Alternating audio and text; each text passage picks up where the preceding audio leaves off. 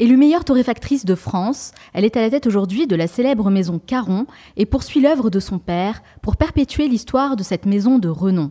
Elle passe son temps entre ces 3 brûleries qui sont en quelque sorte ses laboratoires d'idées et les plantations de café du Guatemala au Nicaragua, en passant par le Brésil et l'Éthiopie, pour dénicher des grands crus d'exception. À la manière d'un chef d'orchestre, elle coordonne les différents maillons de la chaîne avec une main de fer dans un gant de velours.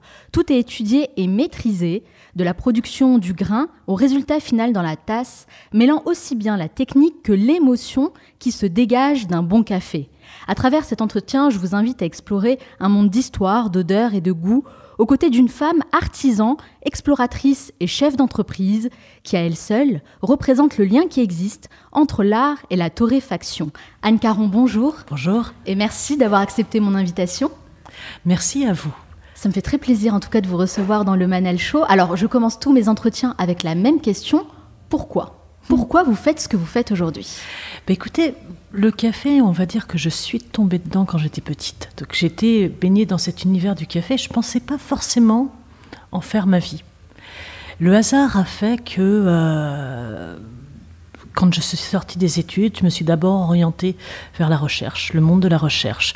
Mais je faisais déjà de la recherche en biologie. Donc c'était très proche du monde du café. Et par de rebondissement, j'ai fini par prendre la main sur la torréfaction et j'ai commencé à torréfier le café. Alors le café, c'est vrai pour vous, c'est une histoire de famille puisque vous poursuivez l'œuvre de votre père, comme je le disais dans la présentation, qui a fondé la Maison Caron il y a déjà plus de 40 ans. Et ce que j'aimerais savoir, c'est qu'est-ce qui vous a donné envie de reprendre l'entreprise familiale ? J'ai toujours été passionnée par le monde du vivant, par la culture, par ces métiers qui sont ancrés dans la terre. Et c'est naturellement que j'ai suivi ce chemin. Dans le milieu de mes études, j'ai suivi ce chemin, la biologie végétale, la recherche sur le monde agronome, l'agriculture, le monde agronome. Et finalement, quand je me suis retrouvée en situation professionnelle, j'ai mis un pied dans l'entreprise de mes parents et je me suis aperçue que ce milieu, le milieu du café, c'était aussi très proche de ce que j'aspirais. Puisqu'on est dans le monde agricole, on est dans un métier qui est ancré dans la terre. C'est un métier où on cultive, puisque le café, à la base, ça pousse dans un arbre. Les arbres sont cultivés dans des plantations de café. Il y a beaucoup de travail dans les pays producteurs, des travail de production, de sélection des meilleurs cafés, travail de récolte, le travail de production pour, à partir d'une cerise de café, obtenir du café vert. Et après, il y a l'aspect de la transformation. Et cet aspect de la transformation, c'est comment je cuis un café, moi, en tant que torréfactrice, je vais sélectionner et cuire le café. C'est très proche aussi de tout ce qui est de l'ordre de la chimie, en fait. Donc c'est une succession de réactions lors de la cuisson qui va apporter un goût à une tasse finale. Donc finalement, par mon cursus, j'ai eu cette approche scientifique du monde du café.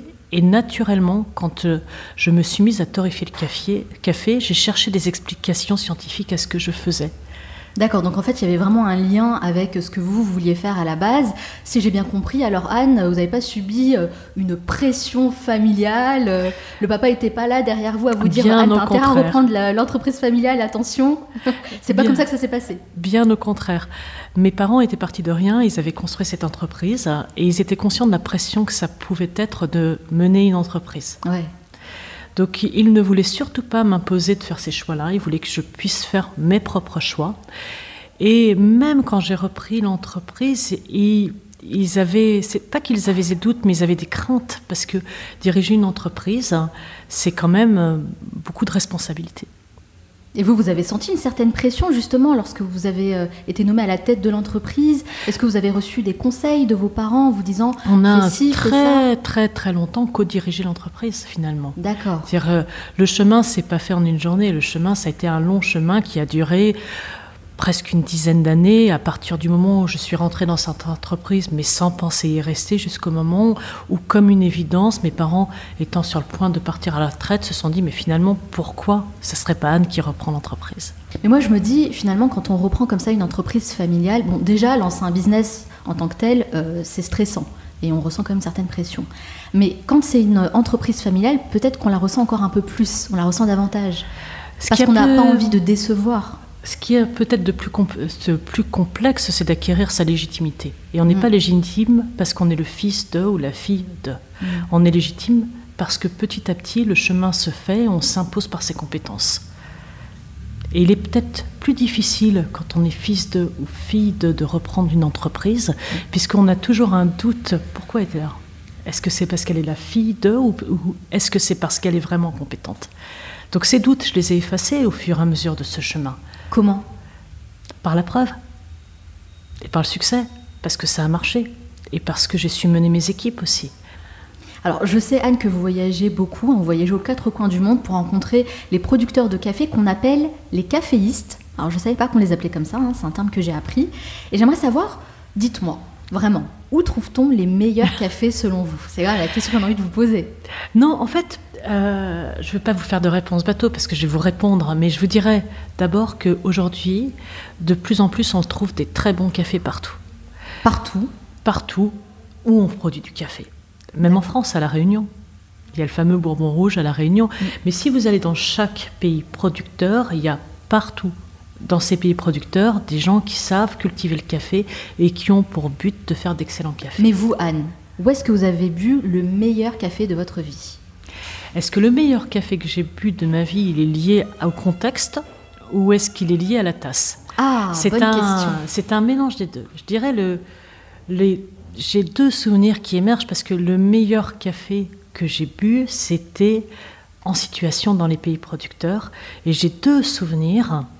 Il y en a un, c'est en Équateur. Et c'est un Français qui a mis en place qui a cherché tout au long de la cordillère des Andes le meilleur endroit pour faire du café. D'accord. Il a trouvé cette place en Équateur où il y a vraiment une histoire, un climat, une typologie particulière. Et ce Français, c'est un ingénieur agronome en plus.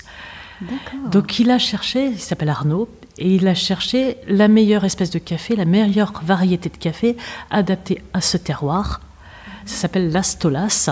Et je me souviens de ce café vert qu'il a torréfié devant nous avec une machine à popcorn. Et après, dans la foulée, on l'a dégusté.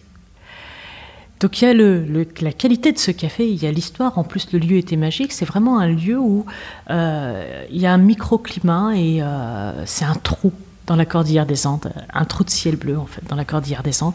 Il y a une histoire avec une tribu d'Indiens qui a disparu mystérieusement et dont on retrouve les vestiges dans la plantation et ces vestiges on les appelle Las Tolas, d'où le nom de la plantation.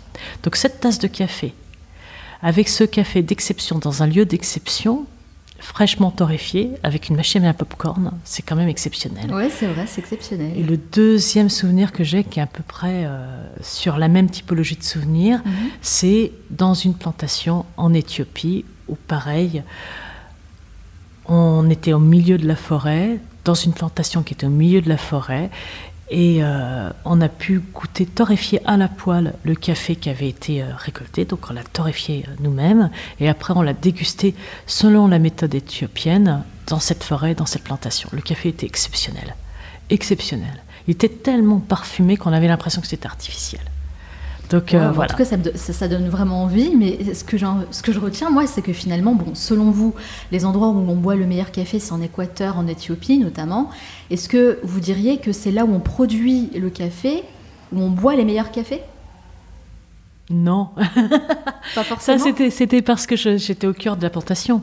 Après, dans ces pays-là, à l'exception de l'Éthiopie, qui culturellement boit du café, les autres pays où pousse le café, les populations boivent très peu de café, puisque c'est un produit qui était destiné à l'export. Oui, c'est pas parce qu'on a le fruit que forcément il faut savoir ce aussi... qui tend à changer. Et au contraire, les meilleurs lots partaient pour l'export et les lots de moins bonne qualité servaient la population locale. Donc, c'est triste. Non, mais ça change. C'est triste et ça change. Et ça change, de plus en plus, dans les pays où je vais, les gens consomment du café et consomment de très bons cafés, que ce soit en Colombie, que ce soit en Éthiopie, que ce soit... Alors en Éthiopie, je vous dis, c'est encore différent parce qu'il y a vraiment une culture du café. Donc on voit dans toute la région où poussent les caféiers, on voit les gens récoltent leur propre café et le mettre à sécher sur les huttes et le consomment. Par contre, les autres pays, il y a des filières de consommation interne qui se créent et les bons lots maintenant reviennent sur la filière interne. D'accord, ok. Alors moi, j'ai reçu François-Xavier Delmas dans l'épisode 46, qui est le fondateur de la marque Palais d'été, que vous connaissez peut-être. Tout à fait, tout à fait. Et j'étais surprise en fait d'apprendre que lorsqu'il découvre un site où il produit un thé d'exception, eh ben, en fait, il est obligé d'y retourner pour s'assurer que la qualité est toujours la même. Pourquoi ? Parce que la récolte n'est pas toujours au même niveau d'une année sur l'autre. C'est quand même assez intéressant, je trouve. Est-ce que c'est la même chose pour le café ? Bien sûr, c'est la même chose dans tout produit agricole. On ne maîtrise pas la qualité ni dans le temps ni dans l'espace. Donc, d'une année sur l'autre, vous n'avez pas les mêmes conditions climatiques. Et c'est exactement comme pour le thé. Il ne suffit pas d'avoir l'arbre, la plantation, le terroir. Il faut aussi qu'il y a tout ce qui va de la récolte et la façon dont on traite la cerise de café. Il y a un vrai savoir-faire. Depuis la récolte jusqu'au process, le fait de séparer le fruit du grain. Et ce savoir-faire, soit on sait le faire, soit s'il est bien appliqué, soit il est mal appliqué. S'il est mal appliqué, on va avoir des cafés qui vont être imbuvables. C'est-à-dire que vous pouvez avoir le meilleur arbre, la meilleure sélection de café, et si on ne cueille pas les cerises au bon moment, si après on les laisse pourrir, on les laisse fermenter, si on les fait mal sécher, vous aurez un café qui va être indigeste. Il y a beaucoup de choses qui se jouent dans la formation des caféistes. Il y a beaucoup de choses qui se jouent en pays producteur. Et les méthodes, ce sont des savoir-faire et qu'il faut savoir justement aussi rémunérer, parce que c'est une somme de savoir-faire dans les pays producteurs. Le nombre de manipulations que vous avez et qui viennent de la main de l'homme, des manipulations que vous avez depuis la cueillette du fruit jusqu'à l'obtention du grain de café vert, chacune de ces étapes est cruciale. Et alors comment vous faites, vous, pour vous assurer que la qualité est toujours la même, toujours au même niveau ? Il faut tisser des liens avec les producteurs et on construit un lien de confiance. Je pense que c'est la même chose dans le monde du thé et c'est même assez impressionnant à quel point on bâtit une chaîne de confiance et ça va, je dirais que ça passe par la main, ça passe par la... Enfin, c'est l'histoire le fait, on construit cette chaîne, on construit ce lien et au fur et à mesure, on améliore avec eux la qualité. Voilà. Je n'achète pas le café à n'importe qui, j'achète le café à des gens, à des hommes, à des femmes. Ouais. Je ne les achète pas sur un cours, je ne les achète pas sur le trade, je les achète à des gens qui font du café. Ouais, c'est marrant parce que je me souviens que François-Xavier Delmas nous disait exactement la même chose. Le plus important, c'est vraiment la relation humaine, en fait. Ah oui, et c'est même impressionnant parce que dans ce monde du café, quand je suis arrivée, on signe pas il y a vraiment une relation de confiance, quoi. On signe pas.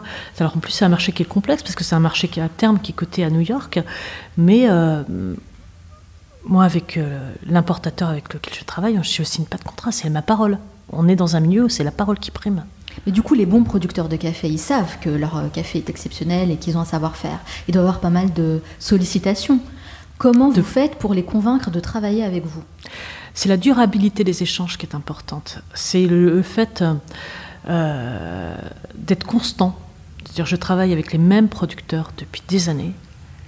Donc ils savent que demain je travaillerai encore avec eux. Donc on bâtit une relation qui est basée sur cette confiance-là. Sur les années, c'est vraiment quelque sur chose les années et puis sur la rémunération, j'achète toujours au-dessus du cours. Ah, d'accord. Donc les cafés que j'achète, je les achète au-dessus du cours et je m'assure que ça soit au-dessus du niveau de revient, bien sûr. Ça, c'est des notions qui sont importantes. Mais vraiment importantes, ils ont tout intérêt finalement à travailler avec vous.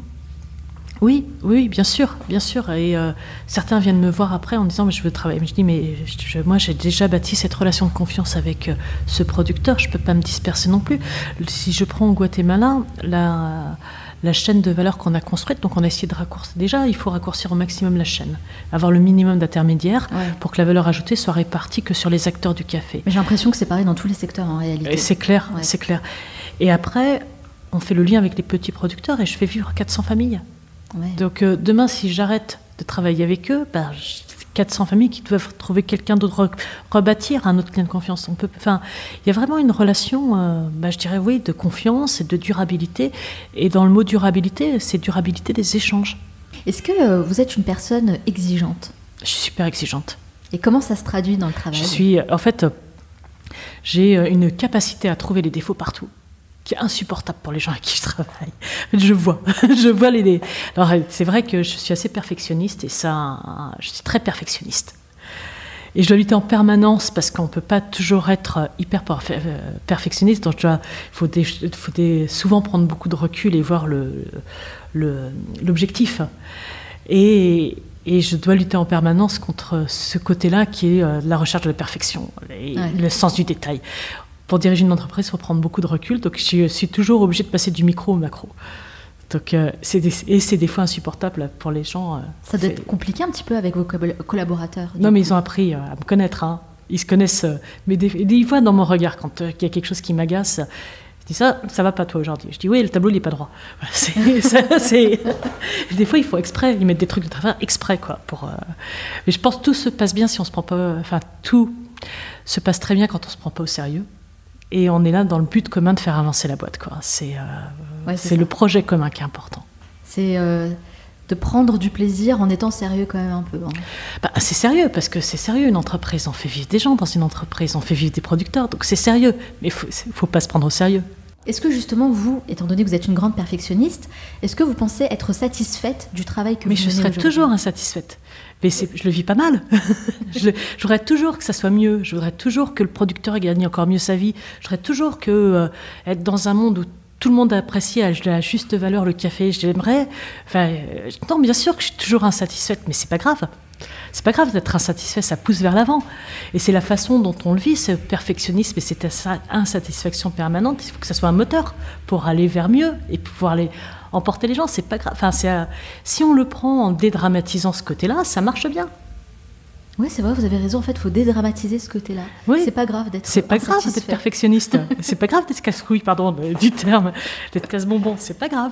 Et quand j'abuse, on me le dit. Je dis ouais, mais bon, t'abuses quand même.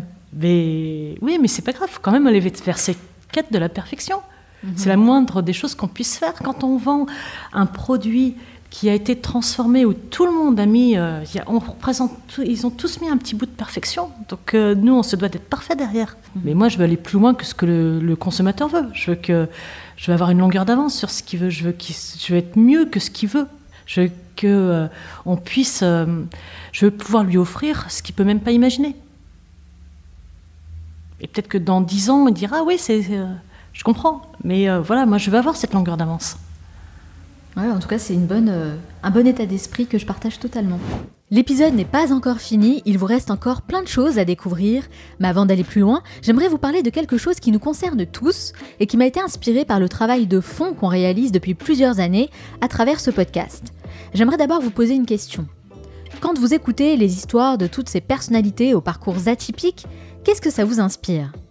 Eh bien moi, le constat que j'ai fait, c'est qu'il y a encore tellement de choses qu'on n'apprend pas à l'école et qui sont pourtant essentielles à notre réussite. Alors comment aller plus loin ? La réponse nous est apparue comme une évidence en créant notre propre école alternative. Et cette école, elle s'appelle Studi. Notre objectif, c'est de vous aider à développer des connaissances essentielles en ayant accès aux meilleures idées et concepts résumés en 5 minutes par jour. Une fois que vous êtes inscrit, vous avez accès à plus de 100 cours dans 13 catégories différentes, disponibles dans l'application Studi, et ce sont des cours délivrés par les meilleurs experts et leaders dans leur domaine. Donc, vous allez apprendre aux côtés de nos mentors et vous inspirer de toutes ces personnes ordinaires qui font des choses extraordinaires. Et c'est pas du bullshit. On vous vend pas du rêve avec des trucs inatteignables. Studi, c'est du concret, avec des exemples et des actions à mettre en place. Et surtout, des concepts qui vont vraiment vous aider à relever de nouveaux défis et devenir meilleur dans tous les aspects de votre vie. Alors si vous aussi vous partagez, tout comme moi, cette idée qu'il faut se donner les moyens d'apprendre toutes ces choses qu'on n'apprend pas à l'école et qui sont pourtant essentielles à notre réussite, Studi est définitivement fait pour vous. Pour recevoir vos 3 premiers cours gratuits, rendez-vous sur gostudi.com et cliquez sur le petit carré jaune. Recevez vos 3 premiers cours gratuits. C'est vraiment la meilleure façon de découvrir le concept et de vous faire votre propre idée. Vous trouverez toutes les informations dans la description de cet épisode. Ok, maintenant je vous laisse découvrir la suite de mon entretien. Bonne écoute! Vous avez été sacrée meilleure torréfactrice de France, un concours prestigieux dans la profession qui a tout de même nécessité 2 ans de préparation. Alors moi, ce qui m'intéresse de savoir, c'est comment vous êtes préparée à ce concours. Alors ce concours-là, il est basé sur... en fait, il y a plusieurs épreuves. Donc je me suis préparée pour chacune des épreuves. Il y avait des épreuves de reconnaissance du café vert. Donc on vous donne des cafés verts, il faut les reconnaître. c'est pareil, c'est un exercice, il faut s'entraîner. De cupping, ce qu'on appelle le cupping, c'est la dégustation des cafés. Donc c'est pareil, il faut s'entraîner. De torréfaction et de connaissance générale. Donc, comme je suis une éternelle insatisfaite, je suis partie du principe que je ne savais rien. Et j'ai mis 2 ans pour me préparer, pour tout apprendre ou réapprendre. Et effectivement, quand j'ai commencé dans le monde du café, les connaissances n'étaient pas au même niveau qu'elles seront aujourd'hui. Il y a eu beaucoup de recherches entre-temps et je pensais savoir. Et en fait, plus je creusais, plus je me suis aperçue que j'étais loin de tout savoir. Et que le concours, je dirais, m'a permis de me préparer et d'améliorer mes connaissances. Et c'est d'abord dans ce but-là que je l'ai passé. C'est déjà pour être sûr d'être à la pointe de tout. D'accord, donc c'est un objectif que vous êtes fixé. Vous visiez vraiment le premier prix. Non, je visais de faire le mieux possible. Pour moi. Ok. Je ne visais pas le premier prix. Je voulais, moi, être au top de la connaissance. Après, dans tous les concours, il y a des aléas. Mais pour le fait maîtriser. Qu'on ne peut pas maîtriser. Donc, si vous voulez, je ne me suis pas mis en condition, je ne me suis pas dit, je vais l'avoir. Je me suis dit, je me prépare au mieux et je serai au top sur chacun des chapitres qui sont exigibles sur le concours. Voilà. Vous avez pris du plaisir à faire ce concours ? Ah ouais, j'adore. Ouais, j'ai l'impression. J'adore parce que c'est du stress positif. J'adore ce stress positif, c'est cette petite montée d'adrénaline quand on prépare un concours. Et puis le fait d'arriver et puis c'est sympa, quoi. Moi, j'aime beaucoup. J'aime beaucoup ce type de pression positive. Oui, vous prenez du plaisir dans le challenge, dans le défi, dans le stress positif, comme vous dites, oui. Dans la difficulté ? Oui, dans la difficulté, mais c'est peut-être bateau si je vous dis que la difficulté rend plus fort, mais c'est vrai. En fait, il n'y a pas d'obstacle. Il y a juste une ligne, il y a des obstacles, il y a des choses à franchir et c'est tout, quoi. Faut être déterminé. Et puis, il n'y a rien de grave, en fait. C'est qu'un concours, faut prendre que le positif, en fait. Et c'est pour ça aussi peut-être que vous les enchaînez, parce que vous avez participé à plein d'autres concours, vous avez gagné des prix aussi. Alors moi, j'ai noté médaille d'or au prix Épicure pour le Café Caron, meilleur blend de France pour l'éphémère numéro 1 et médaille d'or Épicure pour l'éphémère numéro 2. Donc, on peut dire que vous aimez gagner les prix. Qu'est-ce que ça vous apporte vraiment à vous, personnellement, de faire ces concours ? En fait, c'est pas gagner les prix, j'aime concourir, mais vraiment, parce qu'à chaque fois qu'on fait un concours, on essaie de donner on aborde les choses sur un autre angle, on fait un reset all, on se dit comment je peux me mettre en condition, comment je peux faire cette création pour qu'elle remporte le prix. Et du coup, on part d'une page blanche, on crée et on donne le meilleur de soi-même. Et je trouve que c'est super intéressant de se remettre en question, parce que c'est ça la vie, c'est se remettre tout le temps en question. Mais c'est très intéressant ce que vous dites, et je me dis que finalement on devrait tous chercher à participer à des concours, chacun dans notre secteur d'activité, pour se challenger un petit peu. Oui, parce qu'on se challenge, parce que c'est nous qui avons nos propres ressources. Et souvent on se laisse embarquer dans un quotidien, et puis on peut s'éloigner de la vérité, qui est l'excellence. On peut s'en éloigner sans s'en apercevoir.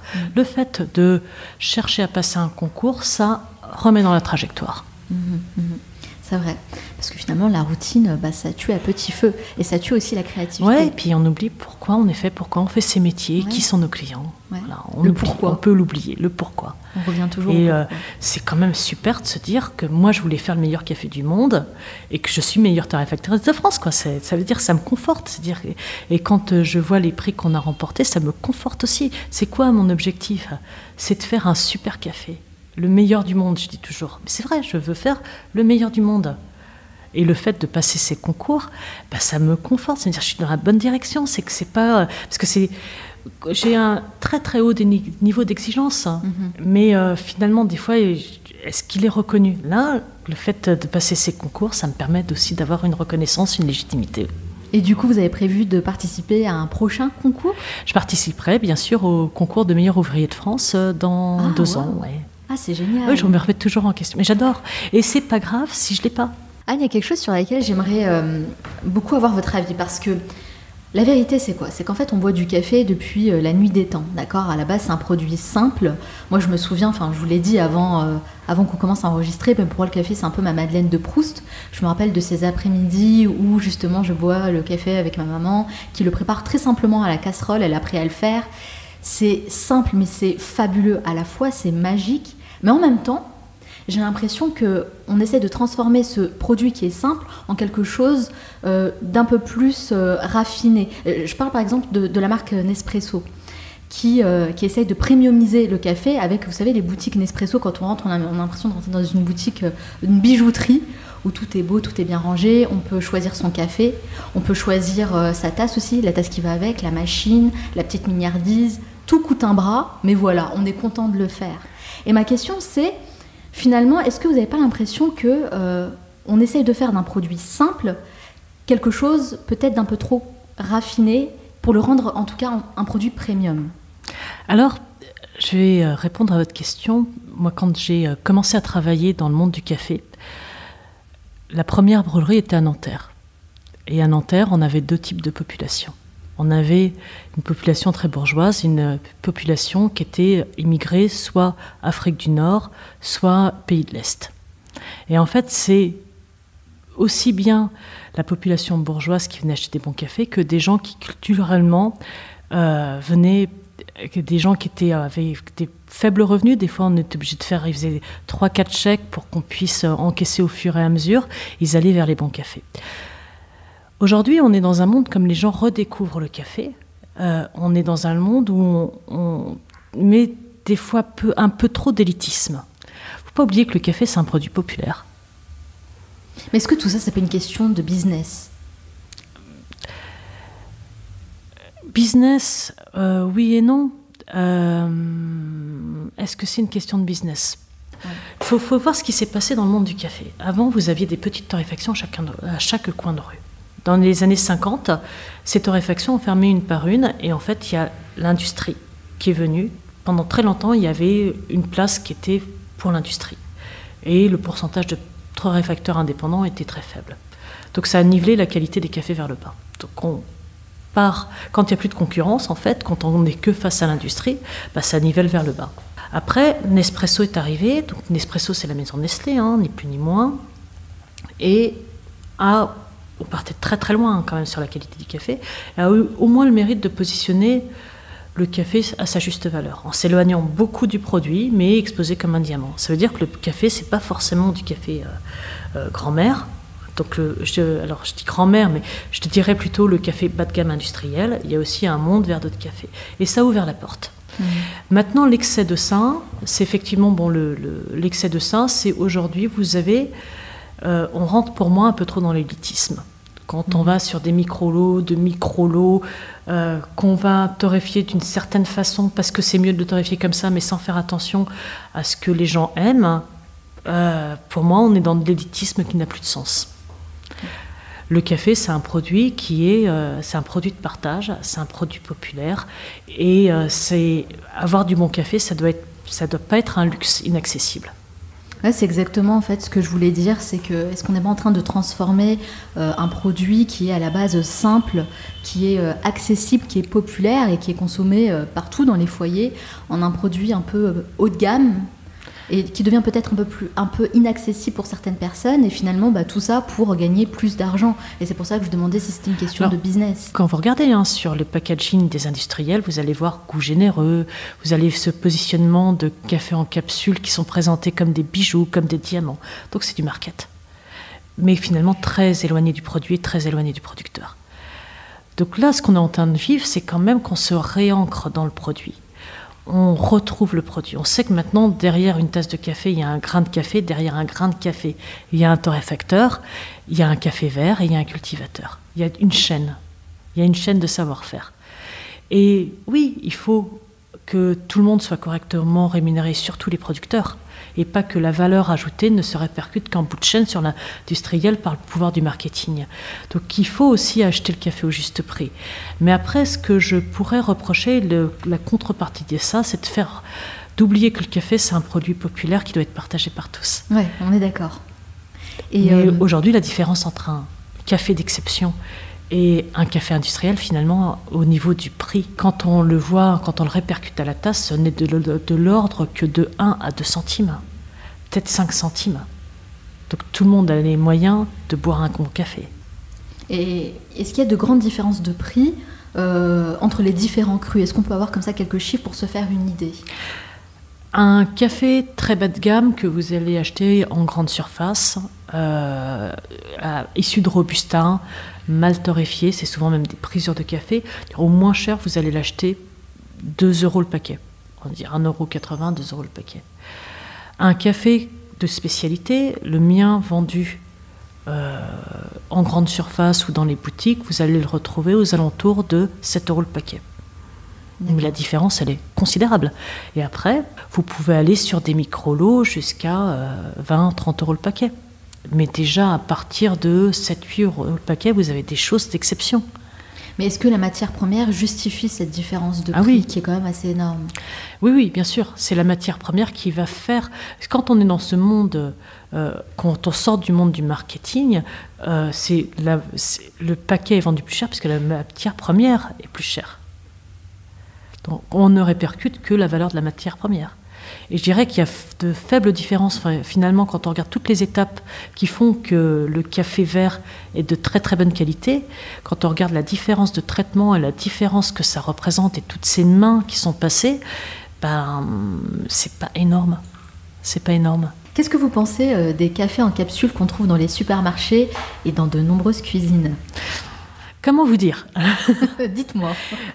J'en pense du bien parce que c'est un peu grâce à l'arrivée de ces capsules que le consommateur a commencé à regarder le café d'un autre œil. Finalement, ça a permis d'ouvrir la conscience des consommateurs et ça a permis aux torréfacteurs qui arrivent maintenant sur ce marché d'exister. Donc j'en pense du bien. Mais d'un autre côté, un café enfermé dans une capsule, c'est un non-sens. C'est un non-sens parce que je vous disais que le café, c'est un produit frais, qui doit être fraîchement torréfié, fraîchement moulu et consommé dans un rayon de quelques kilomètres. Donc on ne trouve pas de café en capsule chez la Maison Caron? Si, on en trouve puisque il y avait un tel attrait pour le café en capsule que j'ai fait mes capsules. Mais je me dis qu'en buvant ces capsules d'un super café qu'est le Café Caron, ça va ouvrir la porte vers d'autres modes de consommation. Donc c'est une façon pour moi de capter ces consommateurs de capsules pour qu'ils passent à autre chose. Mais vous me disiez justement que pour vous, un café ne doit pas être encapsulé. Oui. Mais finalement, ça existe aussi chez la Maison Caron. Est-ce que le business a eu raison de vous? Non. Oui, alors attendez. Je vous dirais non parce que je le fais. C'était tellement un choix difficile de faire ou pas faire ces capsules. J'imagine. Ça a tellement été un cas de conscience. Au moment où j'ai pris cette décision, il y a une dizaine d'années, je me suis dit c'est vraiment le moyen de faire comprendre. Si le consommateur, faut pas ignorer non plus ce qui se passe dans notre métier. Et aujourd'hui, il y a une très grande partie de la population française qui est équipée de machines à capsules. Oui, c'est ça, c'est que les gens demandent de la capsule en fait. Les gens ne demandent plus aujourd'hui de la capsule. Mais il y a une dizaine d'années, ils ne demandaient que de la capsule, ils ne voyaient que au travers de la capsule. Donc j'ai fait ce choix de faire des capsules, mais avec mon café et mon éthique. Est-ce que vous le regrettez maintenant, ce choix? Non, je ne le regrette pas. Et je ne le regrette pas parce que je l'ai abordé de cette façon-là, en me disant je vais ouvrir la porte, et c'est ce qui se passe. C'est qu'aujourd'hui, grâce à ces capsules qui sont remplies avec un bon café, ça permet d'ouvrir le consommateur sur autre chose. Et maintenant, le consommateur de capsules qui avait une machine à capsules vend sa machine à capsules ou la jette à la poubelle pour acheter une machine à café grain et avoir un café fraîchement torréfié qui va l'ouvrir pas seulement sur mes cafés, mais sur les cafés de tous les torréfacteurs. C'est vrai, mais finalement, on voit bien que les tendances passent. Aujourd'hui, ce que les gens recherchent, c'est plus la capsule, c'est le café grain, c'est ça? Exactement. Donc c'est ça qui est compliqué aussi de se dire, c'est que finalement, les tendances passent. Est-ce qu'il vaut mieux pas rester sur son idée initiale, s'y tenir, parce que de toute façon, ça va passer, je veux dire. C'est ce qui fait aussi votre spécificité. Ça, c'est clair que dans le business, quand on est convaincu, il ne faut jamais changer de cap. Et c'est la persévérance. Et la route, elle est parsemée d'embûches, elle est parsemée d'échecs. Il y a des moments ça marche, des moments ça marche pas. Mais ce qui fait que ça fonctionne, c'est la persévérance. C'est être convaincu. Parce que ce qui fait qu'on a choisi une direction, c'est la somme de signaux faibles et de convictions. Donc on est convaincu que ça va marcher. Des fois, on le sait avant les autres. Comme le grain, ça fait plus que ça que je suis convaincue. Je suis convaincue qu'un produit torréfié en local, un café d'exception torréfié en local, c'est la vérité. Et qu'est-ce qui vous a fait dévier alors? C'est pas dévier, parce que je me suis pas dit je vais faire que de la capsule. Oui, évidemment. Je me suis dit c'est un moyen de rendre accessible le café grain. Donc c'est pas mon cœur de business, c'est même très très anecdotique. Si je vous dis que c'est 0,0001% des ventes, je suis pas loin quoi. Mais ces 0,01% des ventes permet de faire découvrir mon café à des consommateurs. Clients, en fait. Exactement, exactement. Donc oui, je fais de la capsule. Ça a été un gros cas de conscience, mais c'est pas ma direction principale, ça c'est clair. J'aimerais beaucoup savoir quel est votre rôle exact dans la maison Caron. Qu'est-ce que vous faites exactement? On dit qu'un chef d'entreprise développe 1 à 2 compétences. Et en fait, après, pour les autres compétences, il faut aller les chercher ailleurs. Je dirais que ma première expertise, c'est cette expertise sur la torréfaction et la transformation du produit. Et la connaissance de la filière pour savoir construire cette chaîne pour obtenir un bon café. Et après, c'est l'organisation. D'accord, donc vous êtes vraiment sur la partie créa, mais aussi beaucoup sur le terrain. Sur l'opérationnel. Sur l'opérationnel, exactement. Est-ce que ça vous plaît de faire les deux? Je vous pose cette question parce que je reviens encore à François-Xavier Delmas que j'ai reçu dans ce podcast, qui lui, je me souviens, avait fait le choix de prendre un CEO pour faire clairement toutes les choses qu'il n'aimait pas faire. Toutes les choses qui l'emmerdaient, toutes les choses qu'il trouvait chiantes en fait, pour rester vraiment sur le côté créativité. Lui, ce qu'il aime, c'est voyager, aller directement voir les producteurs, sélectionner les bons thés, mais tout ce qui est paperasse, business, marketing, alors là, c'est pas du tout sa tasse de thé. Est-ce que c'est pareil pour vous? Écoutez, je dirais que moi, c'est pas ma tasse de café.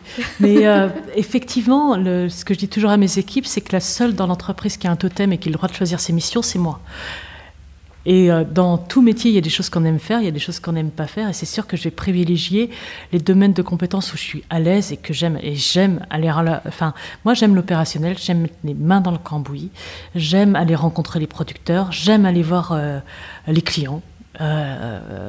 J'aime ce côté relation, en fait. Relation, je dirais pas relation publique, mais j'aime ce côté relation humaine. Et l'opérationnel, c'est chercher la meilleure façon de s'organiser. C'est un truc, ça, c'est vraiment quelque chose qui m'anime au quotidien. Puis après, il y a des choses que j'aime moins faire, et puis j'ai trouvé des experts dans chaque métier. Qu'est-ce qui vous plaît le moins dans ce que vous faites? Je crois que ce qui me plaît le moins, et ce que je ne comprends pas, c'est la comptabilité. Ah ouais, je crois qu'on est beaucoup dans ce cas. Et en fait, je ne comprends pas cette passion. Et les comptables en parlent avec une telle passion, on voit leurs yeux qui pétillent quand ils disent qu'ils peuvent lire une entreprise au travers de bilans. Du coup, vous avez un bon comptable? Voilà, j'ai 2 très bonnes comptables. D'accord. Et un bon directeur financier. Déléguer ce qu'on n'aime pas faire, c'est la clé. Ça, c'est exactement, clair. Exactement. Et c'est la chance qu'on a quand on est entrepreneur. Alors Pierre Gagnère, le maestro de la cuisine française, dit qu'à la manière d'un artiste, il faut savoir parfois être égoïste pour réussir dans ce que l'on fait. Est-ce que vous êtes d'accord avec ça? Il faut placer les priorités là où on peut les placer. Gérer une entreprise, c'est pas un travail qu'on fait en 35 heures par semaine. Et quand on rentre chez soi, on a toujours les préoccupations et ça rumine, quoi. C'est une responsabilité, c'est un engagement du quotidien et on prend des vacances sans prendre de vacances, on doit être disponible. Enfin, il faut construire des niveaux de délégation pour non plus... Enfin, il y a un moment où on ne peut pas tout gérer, mais c'est quand même des préoccupations du quotidien. Alors, je vais le dire autrement. Quel choix désagréable vous avez eu à faire? Il y a des fois, j'aimerais pouvoir partir plus longtemps dans les plantations. Il y a des fois, c'est des sacrifices. Quand je pars dans les plantations, aujourd'hui, je laisse mes enfants. Là, ils sont plus grands, mais au début, c'était un petit peu dur. Et finalement, du coup, je pars qu'une semaine sur je pars un minimum de temps parce que je ne peux pas les laisser trop longtemps. Et une semaine, quand on a 2 jours de voyage, c'est aller 2 jours retour, c'est vraiment pas beaucoup. Oui, c'est vrai. Mais je pars. Je me donne les moyens de partir dans les plantations parce que c'est important. Vous aimeriez que vos enfants reprennent le flambeau un jour eux aussi? Je pense que ma position, je fais comme mes parents l'ont fait, c'est-à-dire que je leur fais découvrir le monde du café, le monde de l'entreprise. Ils viennent régulièrement à l'entreprise. Ils ont quel âge, vos enfants, d'ailleurs? Ils sont petits, ils ont 6 et 8 ans. Ah oui, d'accord. Donc ils viennent, je leur dis quand ils viennent, ils doivent Evan vient avec une cravate, oui, c'est plutôt un jeu, mais je leur laisse, je leur mettrai jamais je ne mettrai jamais la pression pour qu'ils reprennent l'entreprise. J'aime bien leur montrer le travail que je fais, les amener au bureau, ça c'est important, leur faire remplir de petites missions. Ils adorent le café, tous les deux adorent le café. À 6-8 ans, ils boivent déjà du café ? Bien sûr, du bon café. C'est marrant. Et Evan me disait la dernière fois, j'hésitais encore comme métier, il a 6 ans, hein, entre café caron, cascadeur ou travaux. Ah d'accord. Donc voilà. Mais 6 ans, c'est à cet âge-là que naissent les vocations en général. Hein.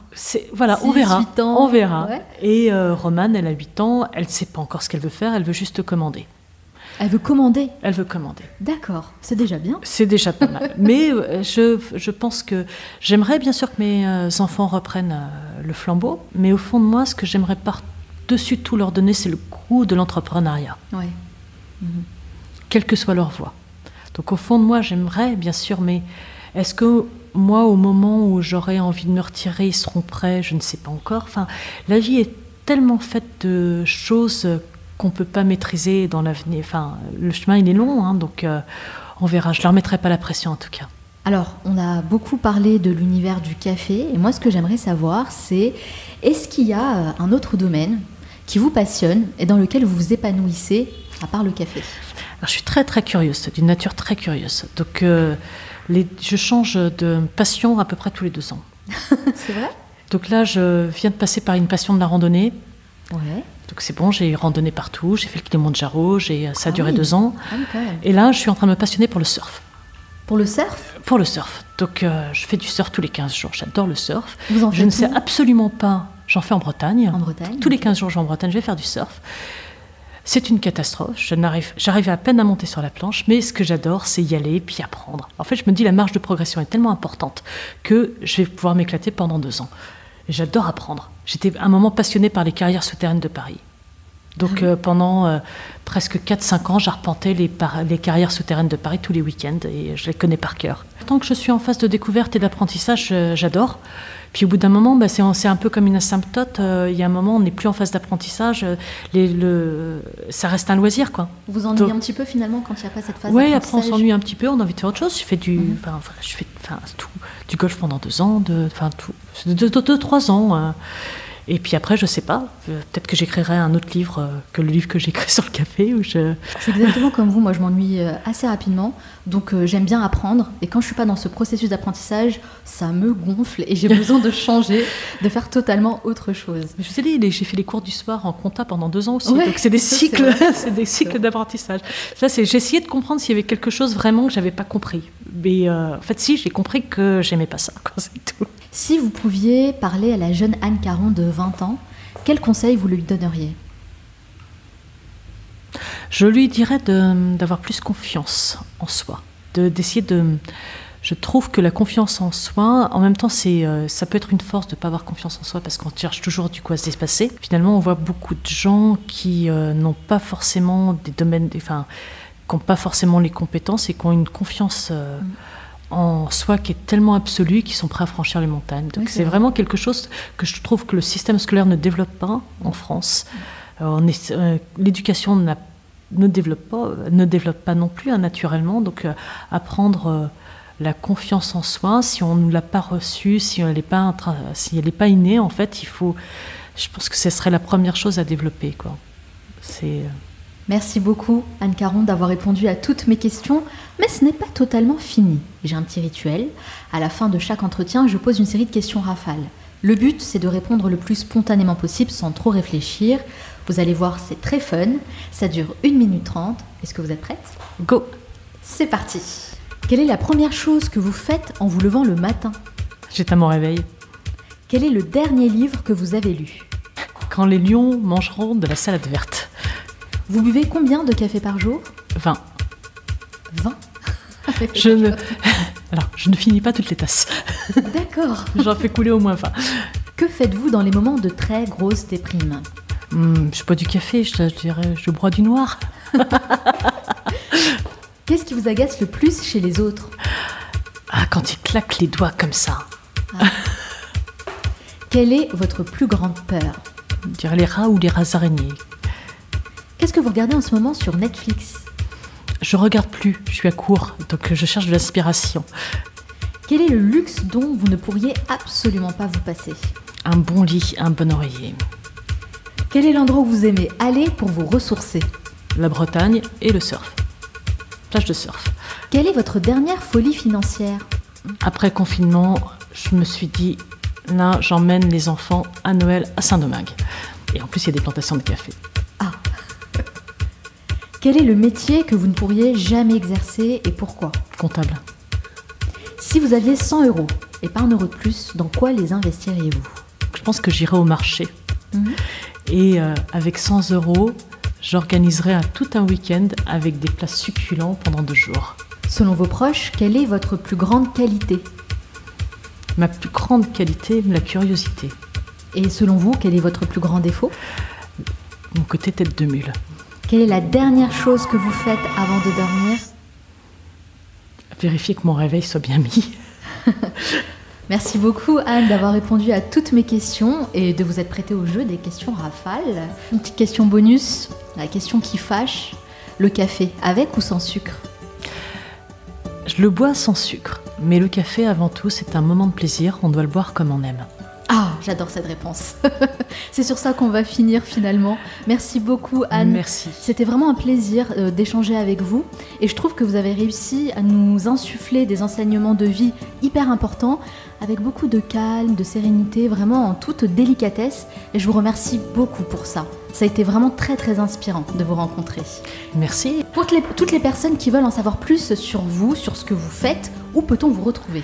Alors, aujourd'hui, l'atelier de torréfaction est à Saclay, donc en banlieue parisienne, mais vous pouvez retrouver nos boutiques dans Paris, donc 32 rue Notre-Dame de Nazareth, et nous avons aussi un corner au BHV. Et bien sûr, il y a la boutique en ligne. J'ai repris les cafés Jeanne d'Arc à Rouen, il y a quelques années, et les cafés du Chaussois au Havre, place des Halles. Voilà. Ah bah très bien, écoutez, on va partager toutes ces bonnes adresses sur le site lemanalshow.com. Merci encore Anne Caron, je vous souhaite beaucoup de succès dans tous vos futurs projets. Merci à vous. Merci d'avoir écouté cet entretien jusqu'au bout et j'espère vraiment que vous avez passé un bon moment en notre compagnie. Avant de partir, n'oubliez pas de vous abonner à la chaîne, de laisser un pouce vers le haut et de laisser un commentaire parce que ça me fait toujours très plaisir de vous lire. Toutes ces petites choses m'aideront à mieux référencer cette vidéo et à toucher un maximum de monde. Donc vraiment, merci à toutes les personnes qui prennent le temps de le faire. Sachez que vous avez un impact positif et immédiat sur cette chaîne. Dernière chose, inutile de me chercher sur les réseaux sociaux parce que j'ai fait le choix de les quitter il y a déjà plusieurs années. Donc le seul moyen de rester en contact, c'est de vous abonner au club privé en cliquant sur le lien qui se trouve dans la description de cette vidéo. Nous, on se retrouve très bientôt pour un nouvel épisode. Ciao!